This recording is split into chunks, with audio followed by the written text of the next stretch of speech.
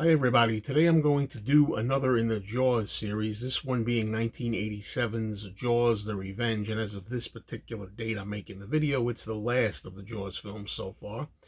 I keep thinking eventually they're going to make a prequel where they're going to film Captain Quint's Indianapolis story from 1945, which I think would be actually a good idea for a film if they're going to try to ever resurrect the series. But from now, I'm going to talk about this very maligned, very hated, very jokey and laughed at chapter in the series.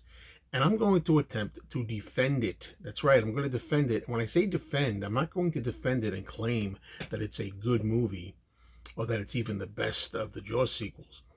But I'm going to say it's not as worthless as everybody seems to think, and I think people get something wrong about it. That's major. Now, I haven't seen this in a while. I'm going to watch it again, probably this summer season. I'm in the mood for Jaws at the 50th anniversary, so I'm going to be visiting it again. But the thing is, I'm going to consult some notes here that I made from the year 2005. That means it's 20 years old, this review that I did. And as I often do, I will do a retro review here from something that I did in the past. And I think my feelings are pretty much the same, even thinking about it now, the movie, as I prepare to do it. All right, here's what I said in 2005, and pretty much I think on my feelings now. Try catching this fourth and final chapter of the deteriorating Jaws saga right after being exposed to the super lousy Jaws 3D. And then try to tell yourself it's not at least a little better than that one was. Jaws the Revenge is one of the most lambasted and skewered sequels ever made, and while I can't defend most of its problems, I think the time has been a tad kinder to it over the years. Unlike Jaws 3, this film at least took a stab at some kind of storyline, characterizations, and some decent acting. Lorraine Gary returns as Ellen Brody, the wife of Roy Scheider from the original film, the first two films, now looking very haggard with all she's had to contend with. Her husband has died from a heart attack brought on by his fear of the shark, and her two sons are now fully grown and involved in nerve-wracking careers that further wear their mother down. The eldest son, Mike, played by Lance Guest, is a marine biologist, and his younger brother Sean is a deputy. During the Christmas season, Sean is torn to pieces by another shark just off Amity Island. Mom then goes completely nuts and starts to convince herself that the shark has some sort of personal vendetta against our whole family and that it is deliberately seeking them out. Now, that's the whole thing I want to focus on when I said this is different. I want to take a little moment here just to say the name of the movie is Jaws the Revenge, and there's a tag that says this time it's personal, and I think the intent was probably the shark to want the revenge and maybe think it's personal. But if you look at the movie the way it is, forget about the title, forget about the tagline, this time it's personal, and consider that it's all in Ellen Brody's head. If you happen to have a string of bad luck where your husband is terrorized by the shark, one of your sons is killed, and later on we'll see even her granddaughter gets menaced by the shark, you begin to get a complex and you begin to become shark phobic and begin to think it's personal. So I think that it can be looked at in this movie that it's Ellen Brody, Lorraine Gary's character, who thinks it's personal this time. She takes it personally. She wants revenge against the shark, or sharks in general. Not just the shark, but any shark. So anyway, let's continue. Looking for some kind of solace, Ellen vacations in the Bahamas with what's left of her kin, including surviving son Mike, his wife Carla, and their little daughter Thea. While there, Ellen falls for a friendly pilot named Hoagie, who's played by Michael Caine, and starts to relax and laugh a little with him. I mean, isn't that okay? I mean, I think that Ellen Brody is entitled to some romance. She's entitled to find love and try to reestablish her life again after all the stress she's been going through. I think it's a nice touch. So, meanwhile, son Mike and his humorous partner Jake, played by Mario Van Peebles, who's both annoying but also funny at times. They come across another great white. Now, is it the same one who killed Sean? Who knows for sure? I'm sure in Ellen Brody's troubled mind, she believes it is. And they try to study the shark behind Ellen's back. And just as things are starting to look up for Miss Brody again, her granddaughter is nearly attacked by the intruding shark. And Ellen decides to confront her demon out on the ocean by herself once and for all. And that's just it. Okay? She's saying, enough of this. I feel like I'm being targeted here. What is this, personal or something? I'm taking it personally. I got a complex over this. I'm going through shark phobia and I'm becoming a sharkophobe.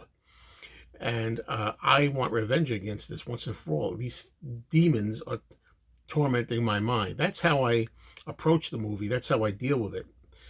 I don't really think that the shark is putting it in its mind to follow her all the way to the Bahamas and to target her personally.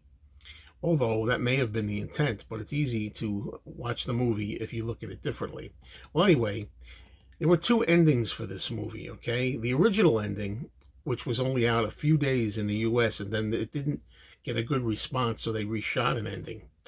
But the original ending was more satisfying, I think. It was a simpler ending where, again, Ellen, finally taking this into her own hands and sailing off on her own, winds up stabbing the shark fatally with, I don't know if it's the front of the ship, maybe the mast of the ship, or a pole that goes into the shark and destroys the shark. Now, that would have Ellen finally getting her revenge, so to speak, on these sharks, plural. Okay?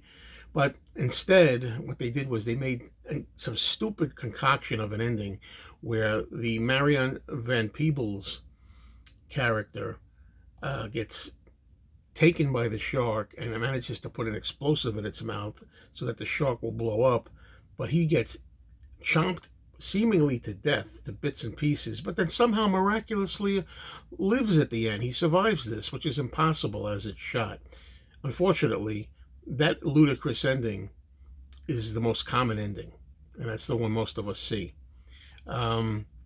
So I find basically the ending as presented that way, the one that we're most used to, is so dumb and abrupt, has to be seen to be relieved. And the great white shark even roars. There's a roar that comes out of it, even though sharks can't really roar. What sounds a lot like a loop of a growl that we're used to hearing from the Spot character. Remember Spot, the pet in the Munsters TV show? It's actually the pet that lives under the stairs. His growl is taken out of the Universal Archives to be used. Now look, the whole premise of Jaws, anyway, it's very limited to say the least, and the sequels themselves got arguably worse with every new chapter. But the last time I watched it, Jaws: The Revenge, it struck me as strangely kind of watchable. While Jaws 2 is a much better sequel, at least there's something of a plot attempt with number 4 here. And the criticism about the unlikely notion of the same shark following Mrs. Brody all the way to the Bahamas is ridiculous. But maybe that's not exactly what's happening, or maybe if you look at it differently in your own mind, you can enjoy it better. The whole revenge nonsense is really only existing in Ellen's own troubled mind. And she's the one that's beginning to think this is personal. After a while, you start to get a complex. After all she's been through over a series of movies, no wonder she imagines her family's been jinxed. And Mario Van Peebles, like I said, he's somewhat likable in the movie. And Michael Caine as the character of Hoagie and the love interest for Ellen doesn't really have a clue and not much to do. But at least he's on hand to offer a little charm, if not much else. Lorraine Gary herself is surprisingly quite good in the movie, and she's got a lot more to do. She's better and better utilized than she was in either Jaws or Jaws 2. And visually, the director, Joseph Sargent, who did films like Colossus, The Forbin Project, and also The Taking of Pelham 1, 2, 3, he can't do as much with this tired old material as, say, Jeannot Zwark did for Jaws 2. But I gotta say, the ocean is quite picturesque, and he gets some good shots here. Maybe the shark is seen too much and everything. It's a little bit too much, and at this point, it's becoming almost like a joke, seeing the shark looking like a toy at times. But I just don't think Jaws of the Revenge is as awful or as unwatchable and as much of a bomb as people think. And I'll take it over Jaws 3 any day. But still, on a scale of 4 stars, I'd only rate it 2 out of 4, which is average. And I think it's a lot better to watch. For me personally, I think going forward, when I want to watch Jaws and I need my Jaws fix, I'm interested in watching the original, part two, and then I'll go right into the Revenge and totally ignore part three. As a trilogy minus part three, I think it works okay.